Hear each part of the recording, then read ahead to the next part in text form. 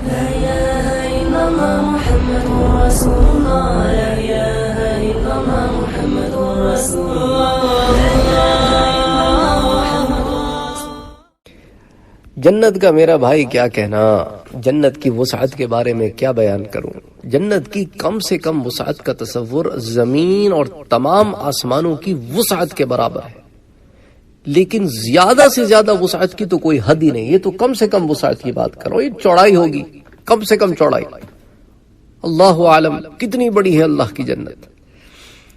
اب دیکھیں نا سورہ آل عمران میں اللہ عز و جل فرماتے ہیں، بہت خوبصورت آیت ہے، ایسی آیت ہے نا کہ آپ اس کو صحیح معنوں میں پڑھیں نا تو آپ کا دل جو ہے نا وہ ایسے بالکل نرم پڑ جاتا ہے اور دل کرتا ہے کہ بس بھاگو میں جنت کی طرف۔ اللہ تعالیٰ کیا فرماتے ہیں، وَسَارِعُوا، دوڑو۔ اللہ تعالیٰ اپنے بندوں سے کیا کہہ رہے ہیں، دوڑو، إِلَى مَغْفِرَةٍ مِّن رَبِّكُمْ، اپنے رب کی مغفرت کی طرف دوڑو۔ اور کس چیز کی طرف دوڑو، وَجَنَّةٍ عَرْضُهَا السَّمَاوَاتُ وَالْأَرْضُ، اور اس جنت کی طرف جس کی صرف چوڑائی آسمانوں اور زمین کی وسعت جیسی ہے۔ تو چوڑائی یا لمبائی تو اللہ ہی بہتر جانتے ہیں۔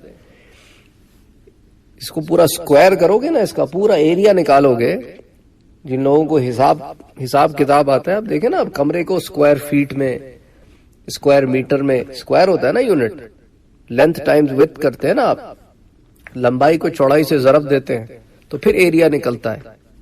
ایریا کو تو اللہ ہی بہتر جانتا ہے، تو صرف چوڑائی کی بات ہو رہی ہے، اس کا عرض اتنا ہے کہ زمین و آسمان جتنا۔ اور آگے اللہ عز و جل فرماتے اعدت للمتقین، میں نے یہ متقی لوگوں کے لیے تیار کی ہے۔ سورہ آل عمران آیہ نمبر 133۔ اب آگے آ جائیں سورہ سجدہ آیہ نمبر 17۔ فَلَا تَعْلَمُ نَفْسٌ مَّا أُخْفِيَ لَهُم مِّن قُرَّةِ أَعْيُنٍ جَزَاءً بِمَا كَانُوا يَعْمَلُونَ، اہل جنت کی آنکھوں کو ٹھنڈک پہنچانے کے لیے جو کچھ ان سے چھپا کر رکھا گیا ہے اسے کوئی نہیں جانتا، یہ بدلہ ہے ان اعمال کا جو وہ دنیا میں کرتے رہے۔ اللہ اکبر۔ تو جنت کو دیکھنے کے بعد ہی صحیح طور پر اندازہ ہوگا کہ آخر جنت کتنی بڑی ہے اور اس کی نعمتیں کتنی عظیم ہیں، اس کا شاید پھر بھی اندازہ نہ ہو۔ اتنی نعمتیں، اتنی نعمتیں۔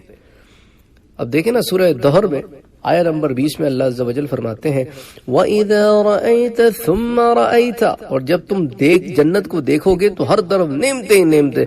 ثُمَّ رَأَيْتَ نَعِيمًا وَإِذَا رَأَيْتَ ثُمَّ رَأَيْتَ نَعِيمًا وَمُلْكًا كَبِيرًا، نعمتیں نعمتیں دیکھو گے اور ایک بڑی سلطنت کا سر و سامان دیکھو۔ اب بڑی سلطنت کیا ہے؟ اب اللہ عز و جل بڑی سلطنت کہہ رہے ہیں، وہ بڑی کیا ہے؟